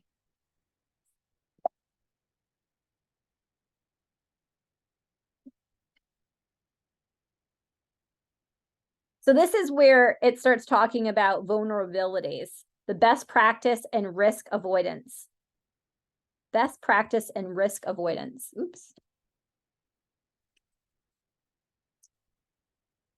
The first thing is to communicate clearly and often with everyone involved in the step of the transaction. I think, David, you mentioned that in the chat, right? Like, don't hold on to bad information. Holding on to bad information grows into a really stinky pile of awful information. That's all it does. It doesn't get better. So communicate clearly and often with everyone involved in the step of the transaction. The second thing is set expectations up front. Simply said, be proactive. That's all. Explain the process to them. You know that there could be challenges or things that pop up along the way. Maybe you've heard about or experienced yourself. Say, hey, just like I explained about the buying the cars, set that expectation up front and over and over and over and over again. The third thing, maintain your professionalism throughout. I think I've said that enough, right? One of my B's is be professional. I can't even count on my hands how many times I've seen real estate professionals cross that boundary or that line of professionalism and go into emotion. And it really does affect the transaction. And affects, you could actually be the reason of a transaction happening or not. An agent, I'm saying. An agent could be the reason. And that shouldn't be the case. The reason a transaction shouldn't work should be because of an inspection issue or a financial issue or an issue with the buyer and seller that they can't negotiate on. It shouldn't be because of the emotion of a real estate agent not being able to articulate a situation. Make sense? One yes, maybe one. Yes, I got a head nod. I'll take it. Okay. So being proactive, look at that. They took my words here. I didn't even know that. No, just kidding. It's actually a real word. So being proactive, looking at your timelines for answer and using the following questions. Where is the deal at risk of falling apart? Where's the deal at risk of falling apart? When you go under contract or when you're even working with your clients, again, you're going to know right up front some areas that could happen. Like, if there's a cesspool, does anybody know what a cesspool is? I don't know what areas of the state still have cesspools, but Rhode Island does. If there's a cesspool on a property here in Rhode Island, that's like automatic red flag. That could fall, the transaction could fall apart because of a cesspool. That's a red flag. So those are the things you're going to look out for. Any red flag items that could risk the property for falling apart. Any questions on that? I heard somebody come off mute.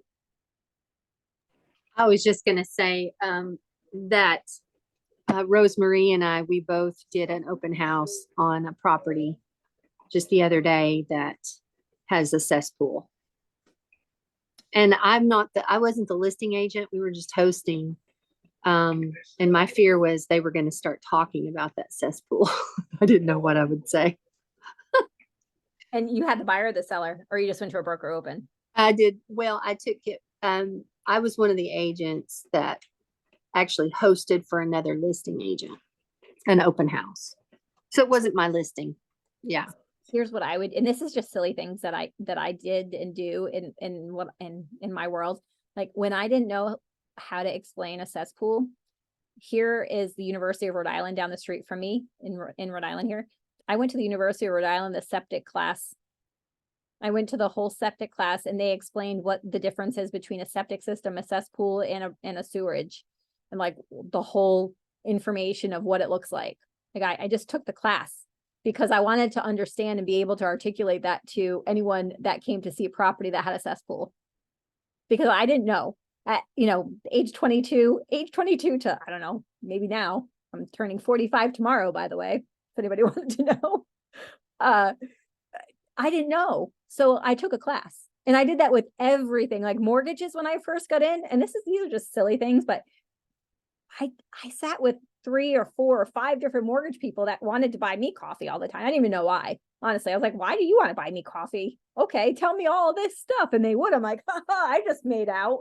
They wanted my business, right? What business did I have at, that young age? But I ended up having business. So they were smart. But what I learned was I asked a lot of questions to people of stuff that I didn't know. Like, what was a 203K? What does FHA really mean? What is the grants? I asked all the questions that I did not know how to respond to. And I would just write it down and learn. I took inspectors out for coffee, by the way. Because like, hey, tell me the difference between the flat roof and the roofs that have the little lifts. Oh, architectural shingles? Tell me more about that. Tell me more about the difference between forced hot air and baseboard. Now, some of this thing might be silly to you guys, but I was green to all of it. So I just wanted to learn. So if there are areas in your real estate profession that you're just not sure of, there are resources, and now there's Google. Now there's a lot easier ways to find out. But I did it the hard way. I would go to the town halls and city halls, and I would go talk to the tax assessors. I would bring them donuts. That's a key thing, by the way. Donuts is a real thing. You bring them donuts, they smile at you and give you anything you want. You don't, they growl. It's a true story. All right, let me see some comments here.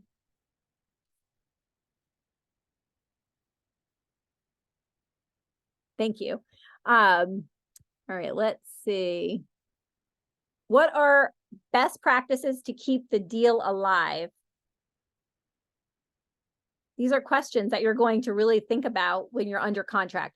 What are the best practices for this transaction to keep it alive? What are the challenges that are going to face? Is it because the deposit's not high enough? Is it the inspection challenges that are going to come up? Is it financing issues? Is it timeline, meaning the buyer needs to close because they need to be out of another property? Is it a chain effect issue? What is going on? And you're going to ask all those questions. What do we need to do to make sure that this stays alive? Be the fiduciary. Always act in your client's best interest when it seems even if it seems to conflict with your own. Everybody knows what the Y4C2Ts is at Keller Williams, right? Mo Anderson is the co-chair. She was one of the vice presidents at Keller Williams, president, I think, at one point. She came up with the Y4C2Ts, and it's basically our culture. Win-win or no deal integrity. The 4 C's, customers always come first.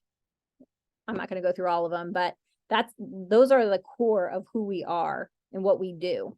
So always act in your client's best interest, even when it seems to conflict with your own. So even like, this is a silly example, but when I sold a house early on in my career, thank you guys for the birthday wishes.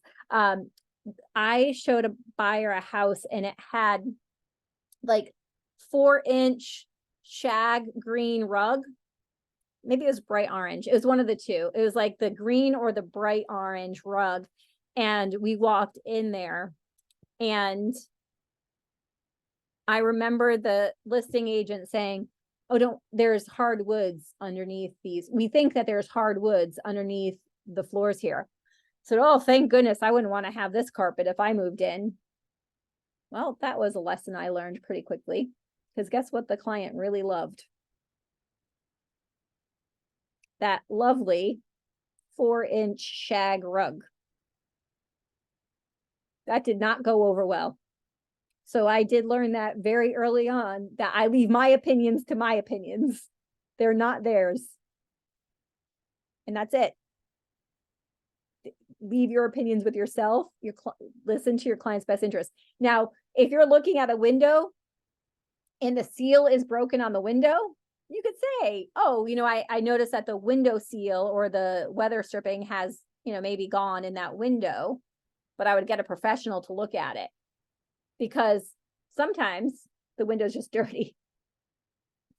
Make sure that if you're recommending or commenting on something, that it is a fact, not an opinion. Make sense? Yeah. Learn from my mistakes, my scars. I have plenty of them. I could tell you, listen, we could be here all day. I could tell you some embarrassing stories too. I'm not going to go there, but I have plenty. All right. More ahas. All right. Referrals and reviews. One of the things I wanted to say earlier on, I asked you guys to tell me a little bit about who you are, where you're from. There is so many agents here from different parts of the world. We have somebody here that is in London right now, right? You guys have an opportunity to network with each other. You will know people who are moving to Rhode Island, moving to Utah, moving to Cleveland, Ohio. By the way, one of my business partners is from Cleveland, Ohio. Guess who he has going to Ohio? His family and friends live in Ohio. Would you want to know somebody like that? Yes, because referrals are a huge piece of your business. This is an opportunity to network with each other. So if you haven't shared contact information or got to know each other here on this group, go do that. I promise you it's worth it. And you will get to have a community together that you could grow businesses and be able to bounce things off of as your business is growing. I highly suggest that you do that here in this platform. Like, share your contact now. I don't know, put it in the chat. Say, hey, I am Jeremy from, I don't remember where Jeremy's from. I don't think you told me. I'm Jeremy from Sandusky, Ohio. Ohio. It's another one from Ohio. From Ohio. Here's my number. Here's how you reach me. Do it. I promise. Like, guys, blow up the chat right now and do that. Well, what I found in some other classes that were really easy is, like, you see how I have my name and where I'm from? We usually will take a picture of the whole, like, once you stop sharing, you can take a picture and you'll get the information for the people if they put it there. And you can always go into command and say, search for a That sounds like agent. way too much work to me. Go put your phone numbers and email addresses in the chat. It's easy for me. You gotta know your client. You're right. I'm old school. All right.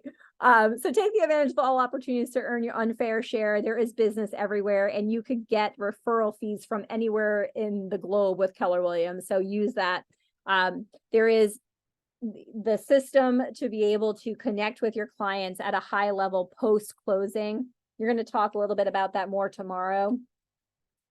In your participation guide, there are great little key points of, I kind of skipped over this, but just so you know it, there are some points of what could happen to transactions to fall apart, like late deposits, renegotiations, home inspections, things like that. Just go back and look at that. We mentioned most of them already. I did skip ahead. One of the things I did star here, see, I put a star next to it. Remember, don't be afraid to pick up the phone. Not everything can be handled by text message. In today's world, I feel like text messaging is like just the normal thing. And text messaging can be misleading or miscommunicated a lot.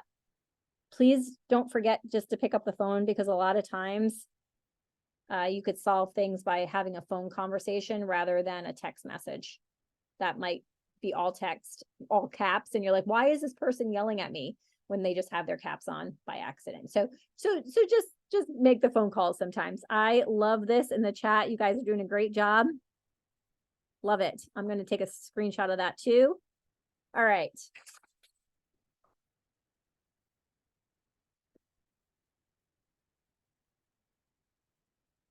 Ask for referrals at every conversation. This is not just in this group here, but when you're selling properties, every conversation you have with your clients, hey, do you feel that I am providing you with a service that you really enjoy?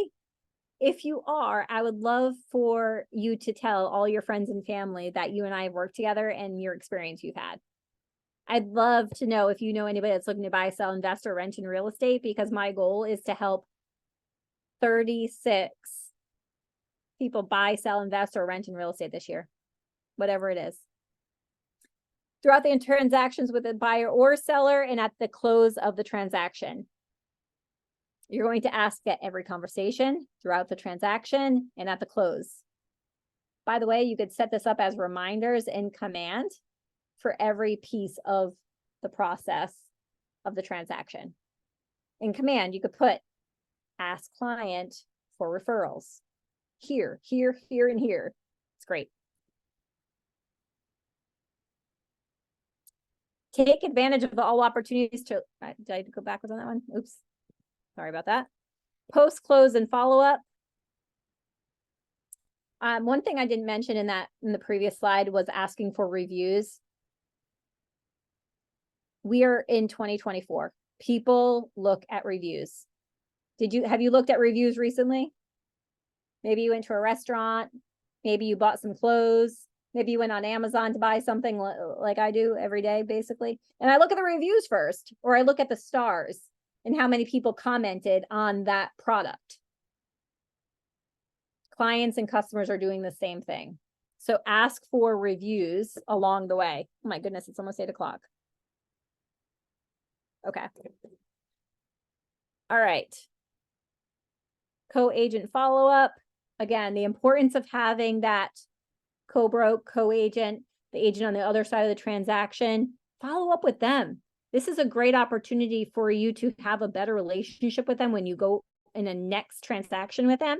And, or if you think that Keller Williams is a good opportunity for them to grow their business as it is for you, you have that conversation with them. Say, I would love to introduce you to my team leader and let you know that these educational pieces and all of this that I'm able to learn and deliver for you and your client to be a smooth transaction is offered to you too. Would love for you to be a part of that. It's an opportunity to grow your profit share. All right, ahas. I'm going to shut the screen down. Take some ahas.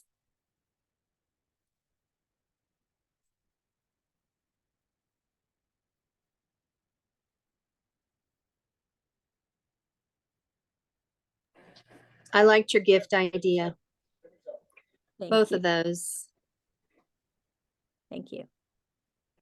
They really are just, they're easy, by the way. The reason I did is because I wouldn't forget, because I knew the two things I was always going to ask. Right? So it's just easy for me. And it was a really great write-off. That was really, and they loved it. Oops. All right, one more. I think that the 4 Bs just sums it up really nicely. Thank you for adding that. That is honestly how I run my world and business. Every day I'm asking myself, if you look at I have a 5-year-old daughter, and her bathroom, her shower curtain is all Bs. It's be brave, be positive, be thankful, be happy, be you. And we do that every day, and it goes right in line with our business ones. So I'm telling you, I live it every day. All right, I am going to, Oh, go ahead, please. no, I was just gonna say, I like how you are very proactive when you talked about you go talk to this person, you took a class when you needed to learn something new, you went to the brokers meeting. I just like that interaction, and I think that's very inspiring. So when I do get back home, I kind of know who to target, because we're not reinventing this wheel. So it's always good to kind of see who else is doing what you want to do and then go talk to them. Well, thank you for sharing that. I am going to put in the KW eval website. I would kindly ask that if tonight's class was helpful to you, that you go on to the kwueval.com, select Ignite, and put my name in. I will put it in the chat. I am looking to be a KW University instructor. and I'm on my final process of it. So I need a few more evaluations. So if everybody here does complete the evaluations, it would definitely help in my process of moving forward with Keller Williams University. So this is my contact information. You would go into the eval, and in the drop down for instructors, you would write my name in because I'm not in there yet. If you have questions on it, that's my contact information. I truly hope tonight's class was helpful for you. If you do have questions, comments, anything, my contact information is there. I will be happy to connect with you offline, off of this class, explain anything else in detail, or just chat with you. So if you have, I'm happy to network with you guys too. So thank you so much. Is that the correct link? I think it is. That's what they told me, kwueval.com. Is it not working? It is. Okay. All right, cool. All right. Well, thank you. Thank you to everybody for being on. I truly appreciate it. It was fun. Went by fast, by the way, for me. Hopefully it did for you. David, you're almost there. Tomorrow night and you're golden. If you need anything else, please reach out. Bye, guys. Thank you so much. Good night Good night. or good morning. Oh, yes, good morning. Bye. Bye.